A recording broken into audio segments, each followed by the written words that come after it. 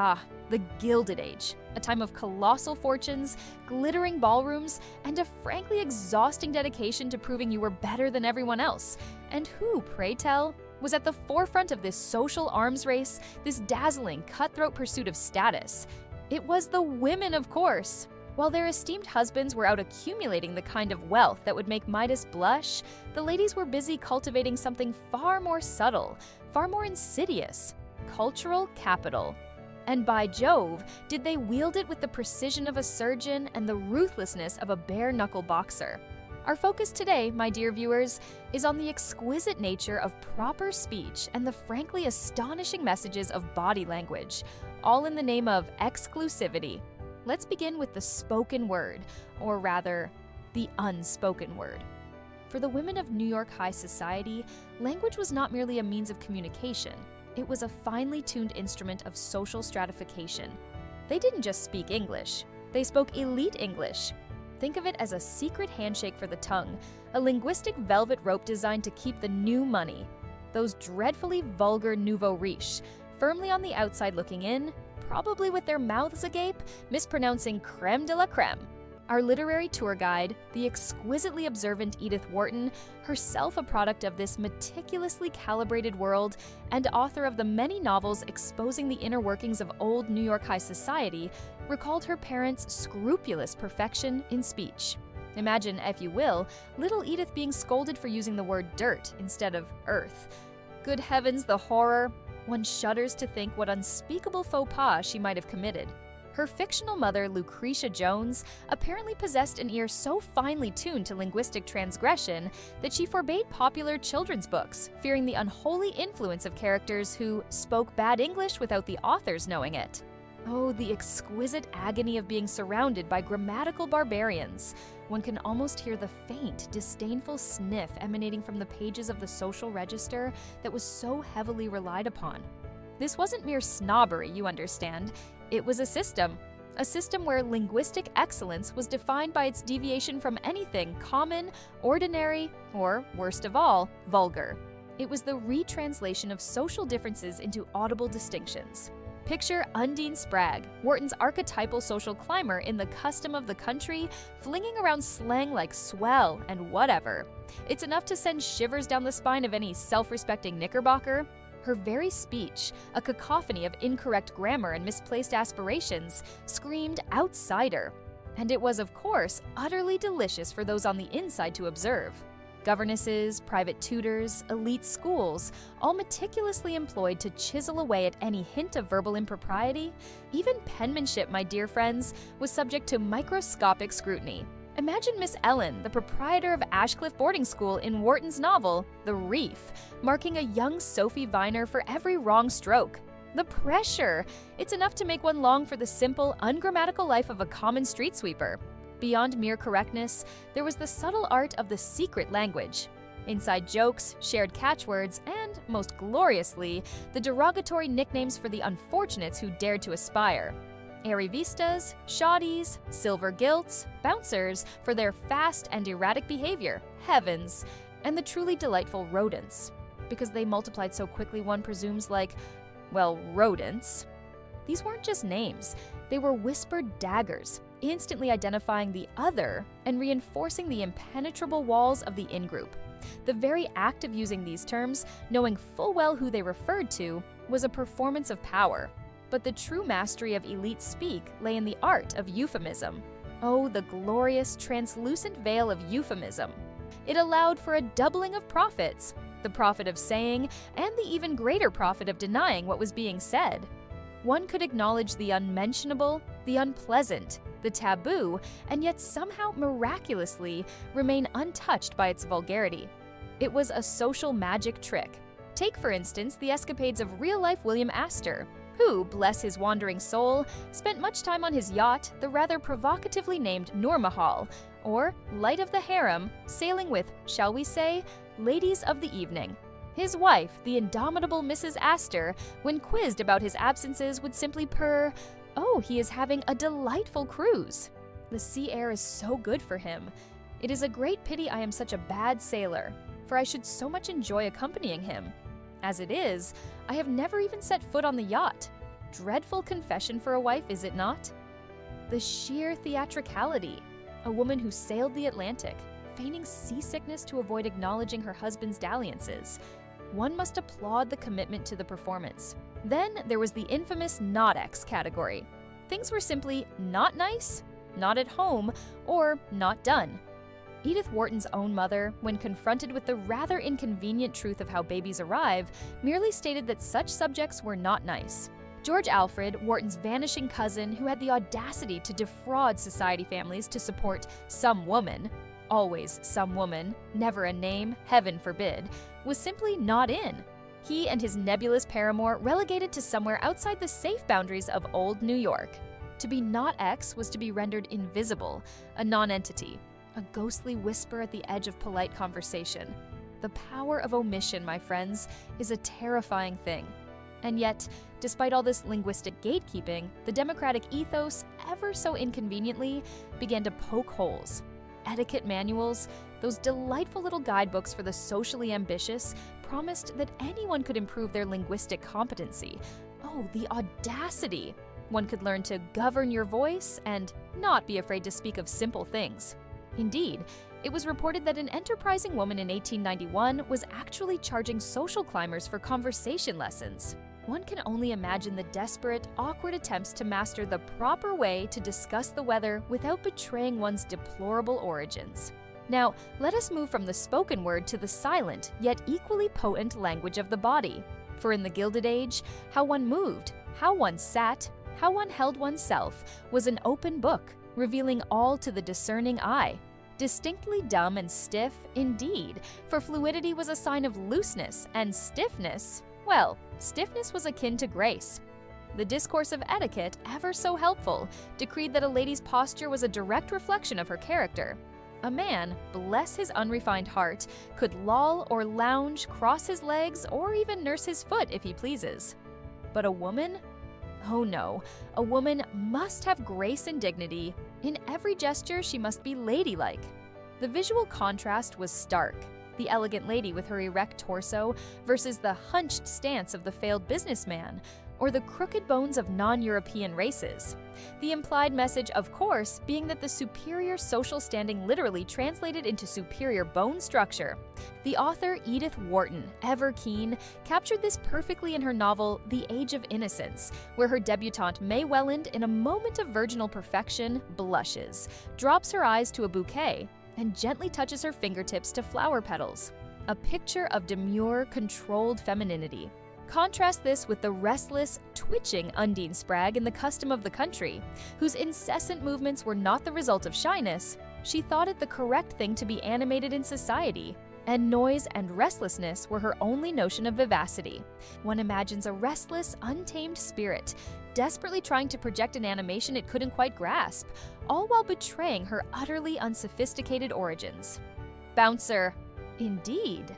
High society women, bless their disciplined souls, worked tirelessly to exemplify these impossibly high standards. From the tenderest age, society girls were marched off to weekly dancing classes, not merely to learn the waltz, but for the far more crucial purpose of discipline of the body. Every stance, every walk, every minute shift of limb and foot was meticulously drilled. The goal? A microscopic control that bordered on the absurd. One can almost hear the tap, tap, tap of the dance master's cane, ensuring no foot dared to stray, no movement dared to be anything less than minute neatness. And the regulation continued at home, under the watchful, unblinking eyes of mothers and female teachers. Consuelo Vanderbilt, a poor, unfortunate soul destined for a ducal marriage, recounted her mother's incessant nagging about the Vanderbilt fidgets, and, most horrifyingly, a horrible instrument. A steel rod strapped to her spine, forcing her head high. One can almost picture the poor child reading lessons with a contraption designed to inflict maximum discomfort in the name of good posture. But hey, I probably owe my straight back to those many hours of discomfort, she mused. A small price to pay for perpetual uprightness, no? Even adult women eagerly subjected themselves to this physical tyranny. The tableaux vivants, or living pictures, were a favorite pastime. Imagine, if you will, society women posing as classical heroines, often in thin, clinging gowns, their bodies meticulously arranged to mimic great works of art. The line of the leg to the curve of the finger. Every detail was scrutinized. This wasn't leisure. It was a high-stakes performance of bodily control. Mrs. John Jacob Astor, as Lady Hamilton as Thais, triumphantly holding a scepter, her slashed gown clinging to her form. One can almost hear the collective gasp of admiration, and perhaps a hint of scandal, from the assembled audience. This was physical perfection, painstakingly achieved. But, as with speech, there was a fatal flaw in this carefully constructed physical facade: imitation.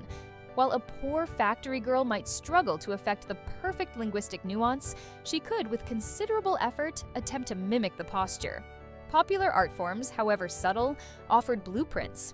And then, when all else failed, when the parvenus had mastered the posture, mimicked the whispers, and even, God forbid, acquired a suitably expensive gown, there was one final, devastating blow. The cut. The cut. A very public snubbing, a social execution performed with brutal, silent elegance. Only women, you see, possess the sheer, unadulterated ruthlessness to wield this weapon. Wharton, in her chilling novella New Year's Day, gives us a perfect, stomach-knotting example. Lizzie Hazeldine, spotted exiting the disreputable Fifth Avenue Hotel, a known haunt for gentlemen and their demi-mondes, you understand, confronts her friend, Mrs. Wesson. Lizzie begins to speak, but Mrs. Wesson, with a theatrical turn of her back and a flourish of her fan, renders Lizzie non-existent. She simply had never been there at all, had never seen Mrs. Hazeldine. The silence, the deliberate blankness, was louder than any scream. Lizzie was not in, socially dead. A woman whose husband divorced her, regardless of his villainy, was similarly socially dead. Society ignored her entirely. The reason? She was a divorced woman. The ultimate sin, apparently, being the stain of impropriety, which, unlike a bad accent or a clumsy movement, was utterly unforgivable. The cut was a brutal public performance of ostracism, a clear and unmistakable declaration that this is what we are not. We are better than this. They built their aristocracy not with crowns and scepters, but with carefully modulated whispers, rigidly erect spines, and the chilling silence of a turned back. But these weren't their only weapons. In the next episode, we'll look at the almost vulgar display of idleness deployed in the social warfare waged among the elites of the Gilded Age. Conspicuous leisure. How being idle became the ultimate power play for elite Gilded Age socialites. Imagine, if you will, a world where idleness was the ultimate badge of honor. For men, accumulating vast wealth was the sign of success. For their wives, daughters, and mothers, the very absence of productive labor became the paramount demonstration of that success. A woman who lifted a finger in any gainful employment, or even in the actual management of her own household, risked instant social ruin. Her hands, soft and unblemished by toil, were living proof of her husband's immense financial prowess. This wasn't just about comfort, it was about signaling. Every moment she spent not working, every leisurely pursuit, every elaborate toilette screamed of wealth so profound it could afford to support her in utter, beautiful uselessness. This enforced idleness was not a burden. It was a carefully cultivated art form, a public performance of privilege, something the astute sociologist Thorstein Veblen famously termed conspicuous leisure. Just so you know, the art of doing nothing conspicuously didn't just appear overnight, fully formed in the Gilded Age. Nope. From ancient Rome, where the wealthy patricians prized odium, a freedom from work, to medieval European nobility, whose exemption from manual labor distinguished them from the toiling serfs, the display of idleness as a mark of status was a recurring theme. Throughout history, the impracticality of one's attire or the presence of a vast retinue of servants served as clear indicators of a financial standing so immense that personal labor was entirely unnecessary. These historical precedents laid the groundwork for the elaborate expressions of non-productivity that would define Gilded Age high society. Let's begin with an account of the social rituals that devoured their days in the pursuit of leisure. The endless cycle of calls, receptions, teas, dinners, and balls. These weren't mere social engagements, they were gladiatorial contests of grandeur. A society ball, for instance, could cost more than a small mansion. The Vanderbilt Ball of 1883, hosted by Alva Vanderbilt, wife of William Kissium Vanderbilt, is legendary. It wasn't just a party, it was a strategic assault on the established guard, a flamboyant declaration of arrival. Guests arrived in costumes so elaborate they were works of art themselves, including Alva, famously dressed as a Venetian princess, her gown reportedly costing thousands. The flowers, the catering, the musicians, the elaborate decor, every detail was meticulously planned to outshine the last. The sheer time investment required to orchestrate such an event was staggering. Hours spent with decorators, caterers, florists, dressmakers. Hours upon hours of fittings, discussions, and decisions, all culminating in a single night of dazzling display. And the effort wasn't just in hosting, it was in attending. Weeks could be spent preparing a single gown, selecting the perfect jewels, arranging elaborate hairstyles. Each attendee was a walking advertisement of her family's economic might, encased in satin, lace, and diamonds. Fashion, in particular, was a cruel mistress and a powerful weapon in this game of leisure. The Gilded Age silhouette was a testament to unproductivity. Skirts ballooned with multiple petticoats and bustles, sometimes requiring specialized furniture to sit down. Waists were cinched to improbable dimensions, making breathing difficult, let alone any vigorous activity. The sheer volume of fabric, the intricate lacework, the delicate embroideries, the heavy jewels, all screamed of wealth and an absolute detachment from any form of manual labor. Imagine trying to scrub a floor or even hail a cab in such an ensemble. It was impossible, and that was precisely the point. The more impractical the attire, the clearer the message. My family is so rich, I don't need to do anything. I am a living, breathing ornament. Each gown, each hat, each pair of gloves was a carefully curated symbol, a statement of status that was instantly recognizable to those who understood the unspoken language of luxury. And the cost? Unfathomable. A single ball gown could cost as much as an average worker earned in a year, or even several years. These were not clothes meant for comfort or utility, but for display, for performance, for the explicit purpose of proving one's worth in the social hierarchy. And then there were the conspicuous rules of etiquette and breeding, and formal and ceremonial observances, which were other demonstrations of unproductive and therefore leisurely uses of time.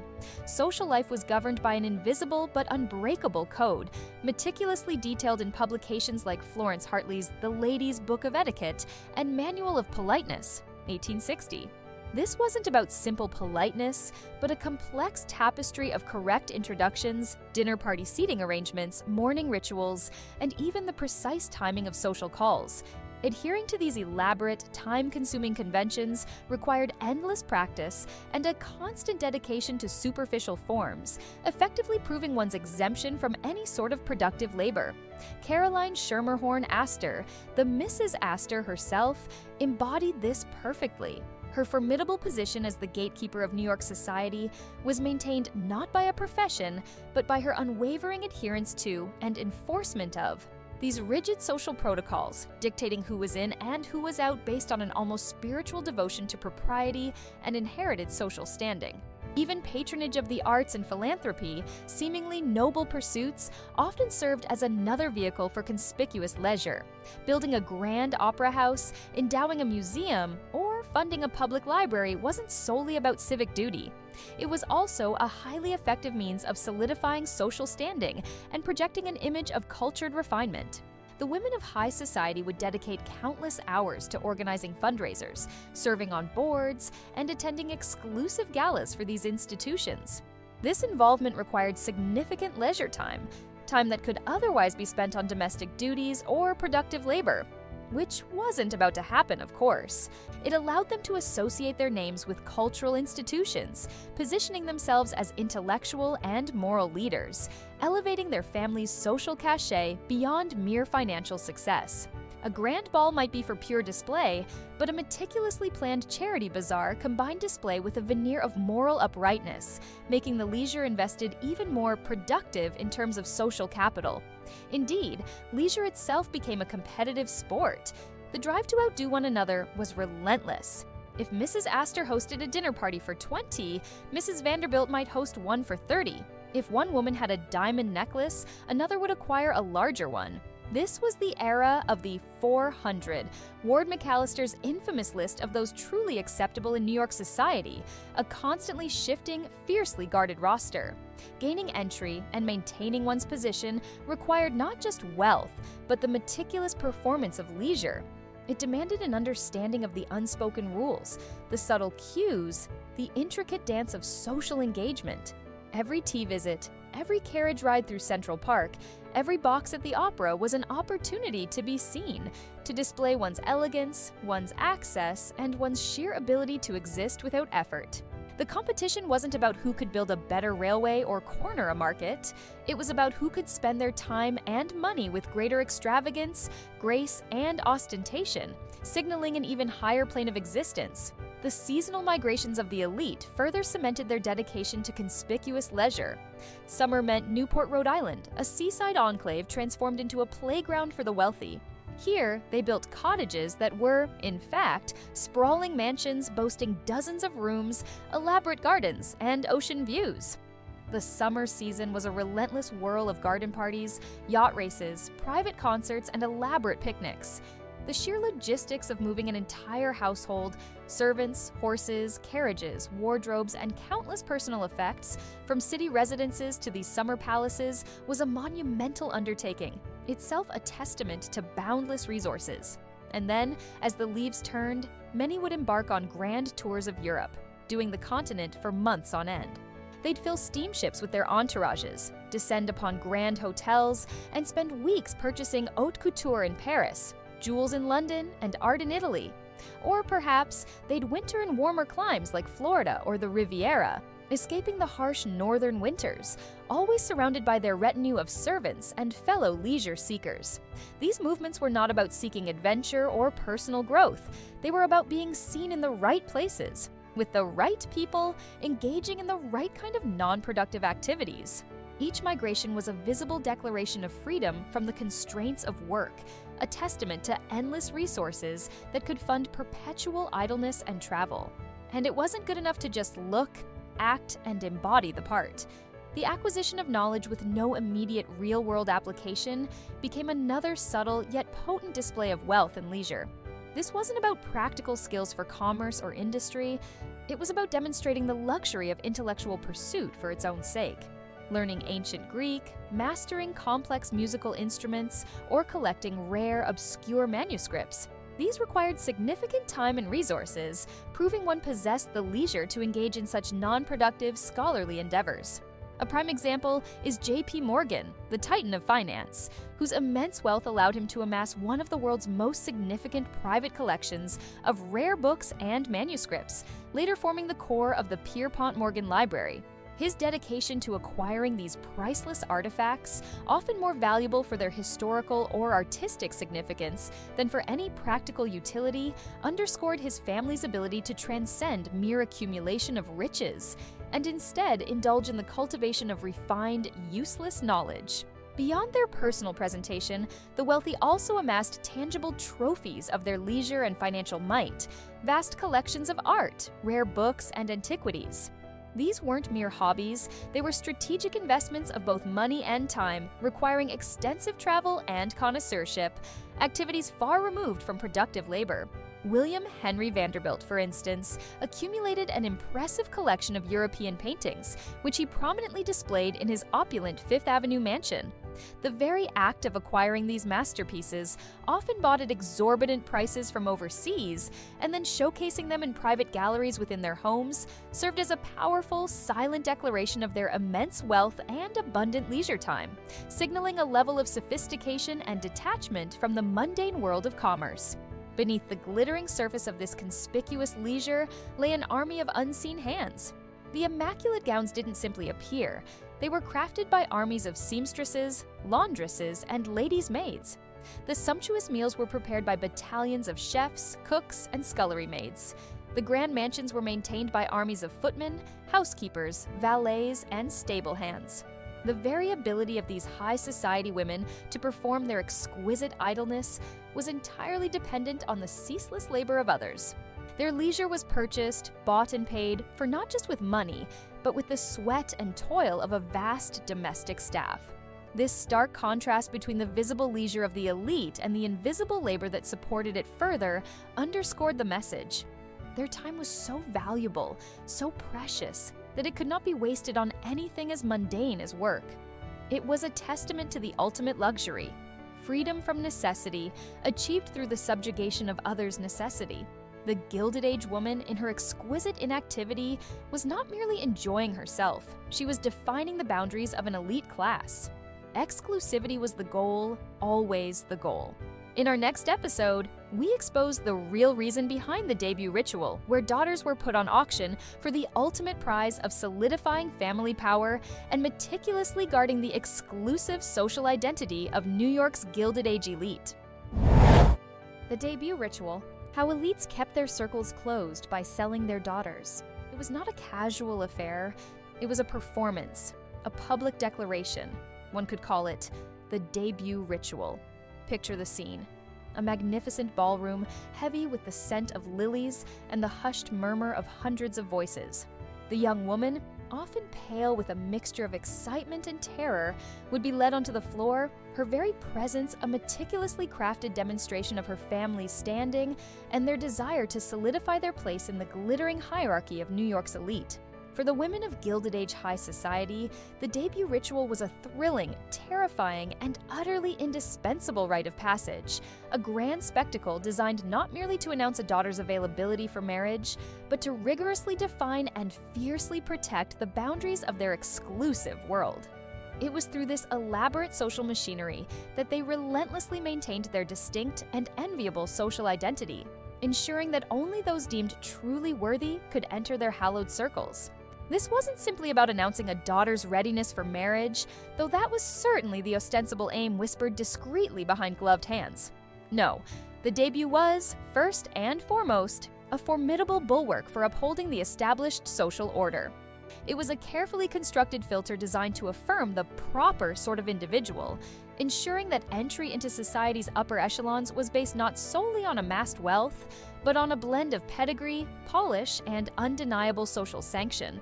The women who orchestrated these events, the matriarchs of these prominent families, were fiercely protective of their social standing, understanding that their influence depended on the careful curation of their ranks. For them, true belonging required the correct connections, impeccable manners, and most critically, the explicit approval of the reigning social arbiters. The rigorous preparation for this grand entrance began long before the young lady reached the tender age of 17 or 18.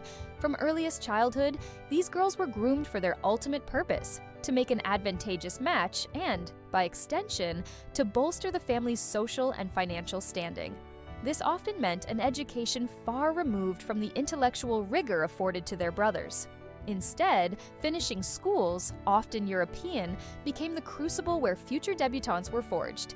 Here, they didn't dissect frogs, they dissected social scenarios.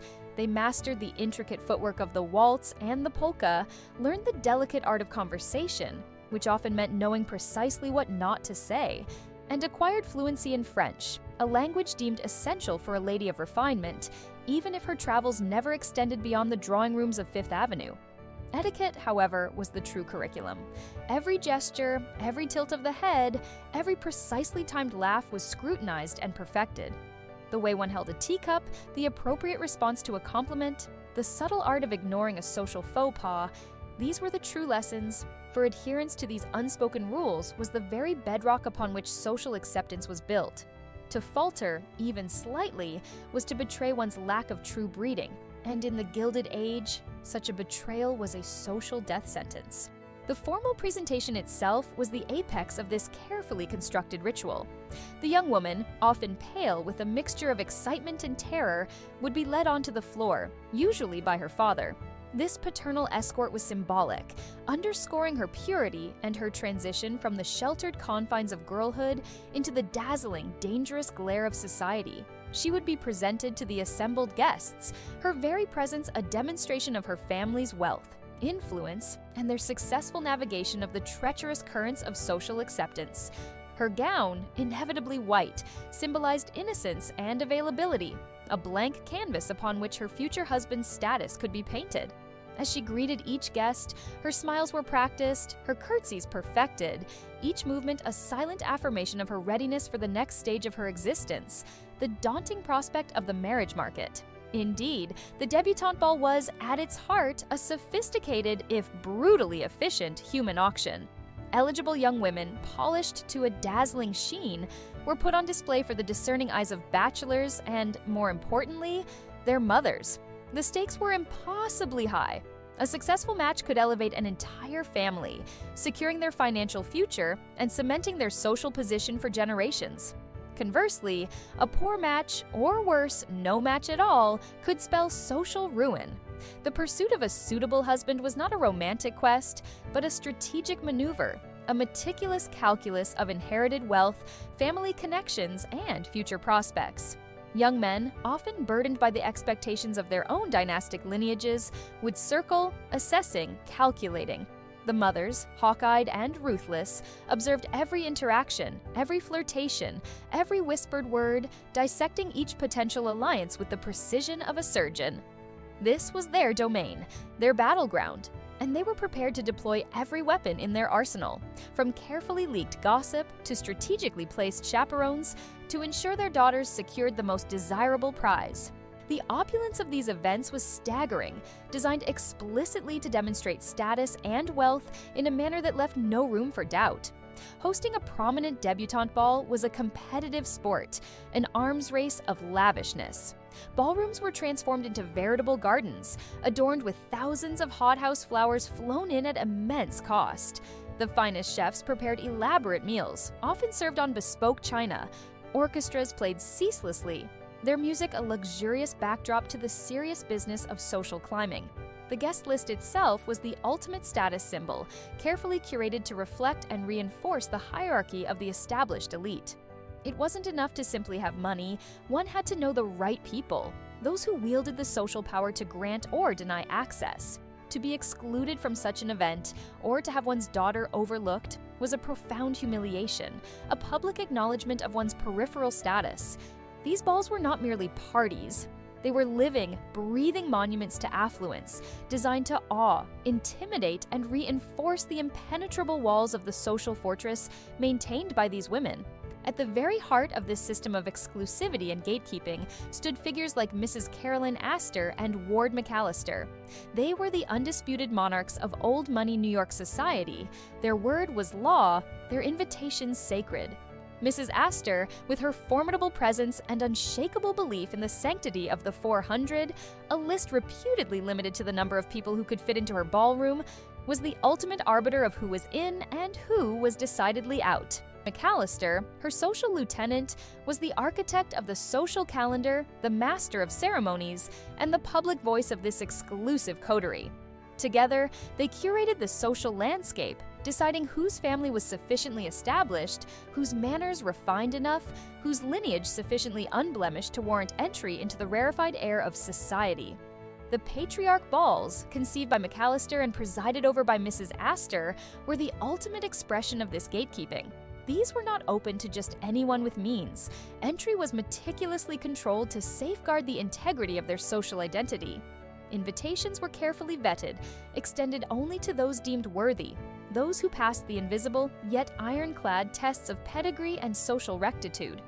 For young men, an invitation to a patriarch ball signaled their arrival, their acceptance into the inner sanctum. For young women, it was the definitive stamp of approval, a validation of their status and desirability within the marriage market. These events served as a filtering mechanism, ensuring that only the most select individuals were introduced to one another, thereby solidifying the bonds of the elite and perpetuating their influence. It was here that strategic alliances were most effectively forged, where futures were quietly discussed, and where the destiny of prominent families was often subtly yet irrevocably decided. Beyond the obvious aim of securing a husband, these balls provided crucial opportunities for young women to enhance their social connections. Friendships formed within these exclusive circles could be invaluable, offering a network of support, information, and future introductions.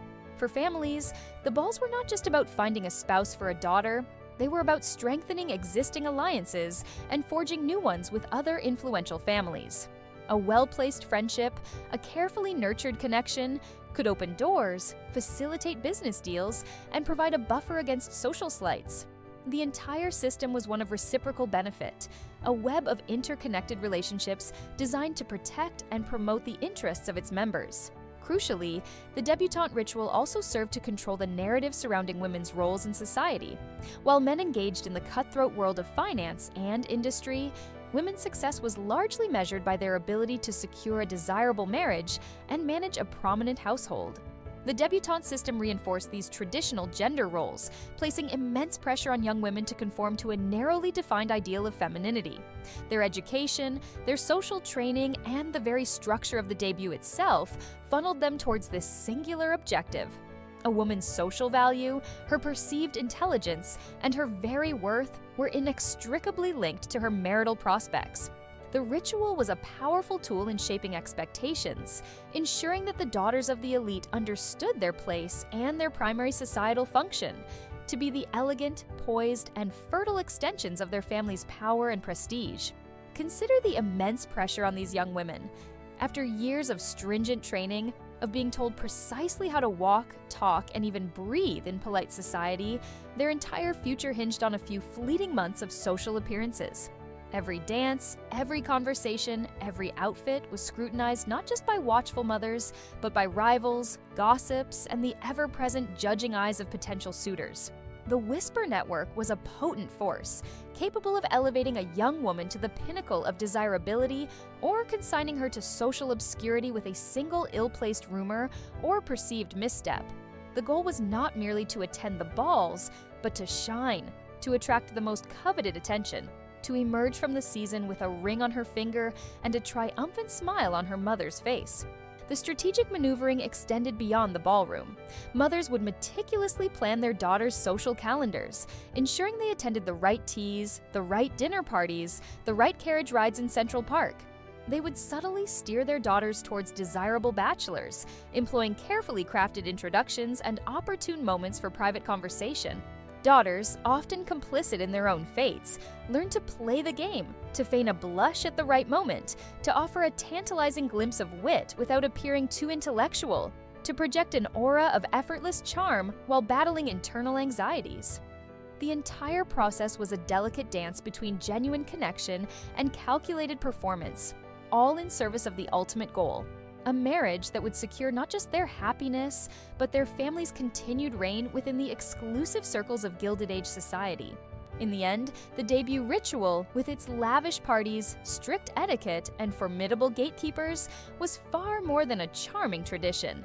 It was a sophisticated, multi-layered mechanism designed to fortify the walls of exclusivity, to maintain the precise social identity of the elite, and to ensure that only the truly deserving, as defined by a handful of powerful individuals, gained entry into the glittering, coveted world of Gilded Age high society. It was a reflection of the era's obsession with status, a dramatic and often cruel performance played out on the grandest stages, all to preserve a social hierarchy as rigid and unyielding as the diamonds that adorn the necks of its most powerful women.